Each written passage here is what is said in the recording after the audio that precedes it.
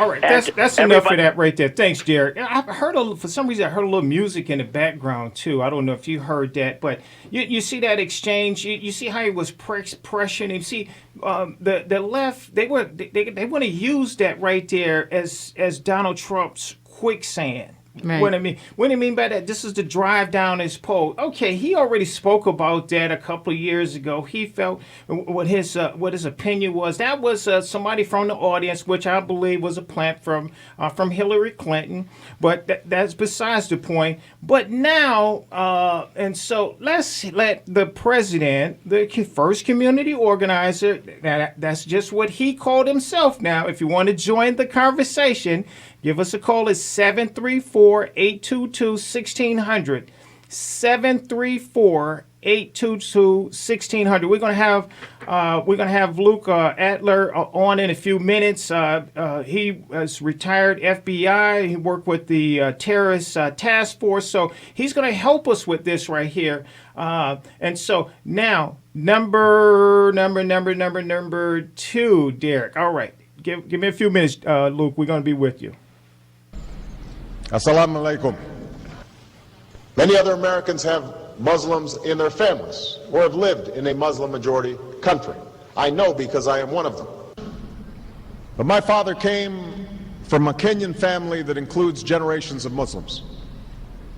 As a boy, I spent several years in Indonesia and heard the call of the azan at the break of dawn. I have known Islam on 3 continents before coming to the region where it was first revealed. That experience guides my conviction. All right, thank you very much. Actually, I think that's the okay. It was another one that I had, but we'll use that one for right now. On the other side of the break, I have another one that he told them. He was in Cairo, and he told them that he was going to defend Islam. So Derek, just look that up. I had another one, but this right here is good too, because he said this is what guides him. It guides him, and so, Mayor, this is something that guides him. I think that Donald Trump didn't need to answer that question. We let the president answer it himself. I agree with you, and I like what Governor Mike Huckabee had to say. Mm-hmm. He said, I'm less concerned about what faith a person has. I'm more concerned about the authenticity of their faith and how it plays out in their policies.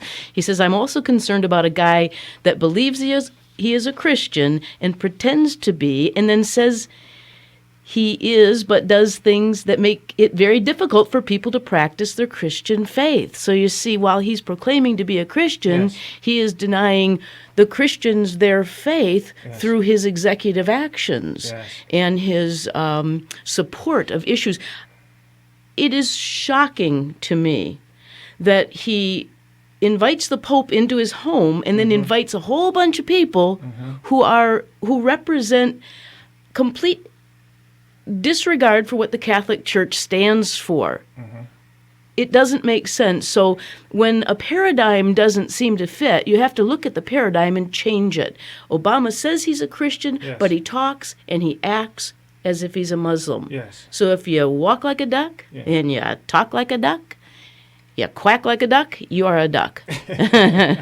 All right, so here, let me get to Luke. Good morning, Luke. How you doing this morning, my friend? Good morning, Del. Good to be with you. Thanks for having me. You're welcome. You're welcome. And so what we were doing, we wanted to just set the table with some other things before you got on. But if you wanted to comment on that, you're welcome to.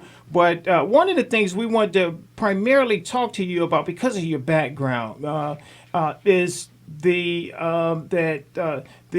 brass are being told to play down the ISIS threat. We can't believe that the American people, this is something that they want to suppress from us when we can turn on the TV, any channel, any 246, any cable channel, and we can see that there's hundreds and hundreds of people that's leaving their countries, going into Germany, going into Europe, trying to invade America.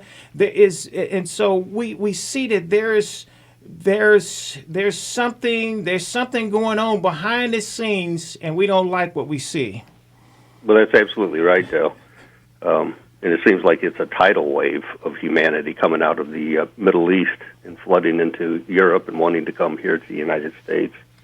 It's a matter of here we go again, like under the Carter administration, bringing in the Marlito Cubans, and the Clinton administration, all through the 90s, bringing in an influx of folks out of the Balkan region. Mm-hmm. And here we go now with the Syrians. And historically, we've had to deal with that. We in law enforcement, we as a community, our society has had to deal with these decisions. And they don't vet these folks coming in. Mm-hmm. During the Cuban crisis, if you'll recall, the Castro administration said, hey, you want to take some folks? We'll empty our prisons. You can take all of our super bad guys. Mm-hmm. We'll open up our hospitals and you can take our psychiatric patients. And then we, as a society, we in law enforcement especially, I spent time down at the Atlanta prison riots, which was kicked off by the Marlito boat lift folks, because they were hearing that they might be repatriated back to Cuba. So the point being is they don't have a good way to vet these folks to see who are the bad guys, who are the good guys. Luke, this is Janice Daniels. I'm curious to know if the media at the time when the Cuban administration did say, we'll empty our prisons, we'll send you people if you want people, did the media let the people know that this was happening?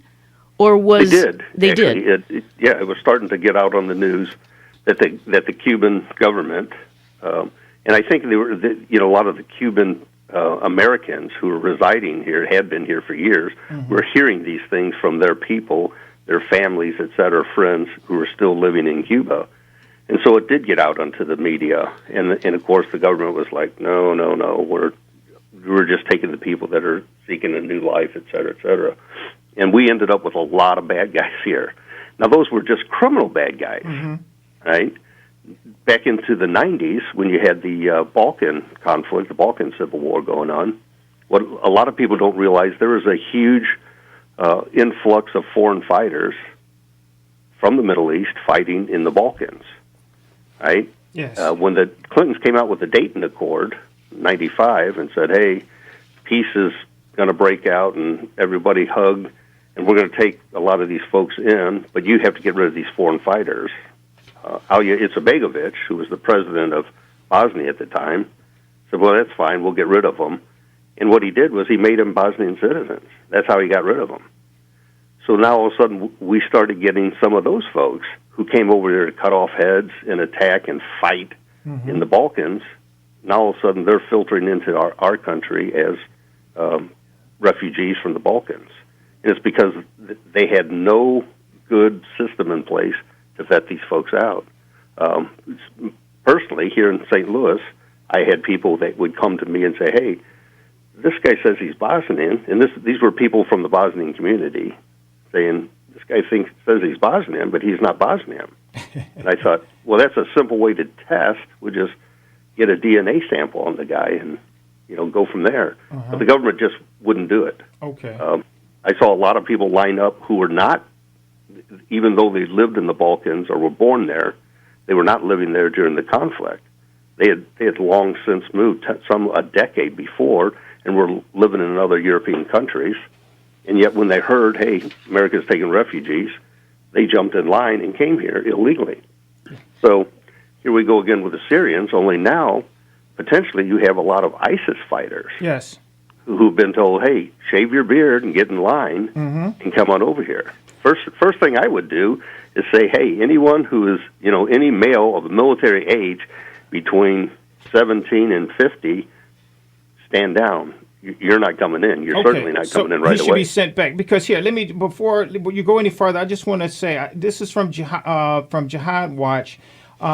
And one of the things that, they talk about this invasion of Europe and America, and one of the things that they pointed out is that we have a refugee crisis, but also we have an immigration crisis. So as a person that's an immigrant, what they do is just step in the line also with these refugees. But then we noticed that the news media is doing something very deceitful.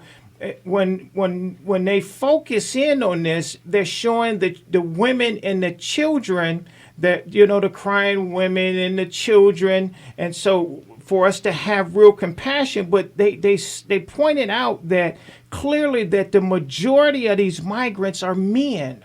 The Right. majority of them are men. Well, see, that's why I brought up that connection Yes. between the news media and what is actually going on in the country, because right now we have the Lutheran Immigration Services, which is one of the 6 major organizations that is bringing in the refugees. They're promoting it by saying many come seeking safety from war or persecution, and all bring unique stories and assets to U.S. communities. They say that the refugees bring gifts that contribute to the transformation of our communities. Now, the average person who doesn't live and breathe politics like we all do takes a look at this and says, oh, well, let's welcome all these people. Yes. But I have to believe, Luke, that the FBI is saying something very different is happening. Well, and that's right. The task force, the terrorism task forces, which I was a member of, even though I was a deputy U.S. Marshal, last 9 years of my career, I was assigned to the terrorism task force. And these are some of the things that we dealt with specifically, dealing with these issues of who snuck through here during the open season, if you would, with the refugee coming in here. And now with the ISIS problem, again, these military-age guys, I mean, we have no way of knowing. Someone walks up to a center saying, hey, my village was destroyed, I have no documents, I just want refuge. Okay, hold on just a minute, Luke. We're going to go to a break. We want to finish this. I know you have some other interviews that you have to do this morning. Hold on. We want to finish this. We'll see you on the other side of the break. Thank you. Folks, if you'd like to join the conversation, give us a call at 734-822-1600. We'll see you on the other side of the break.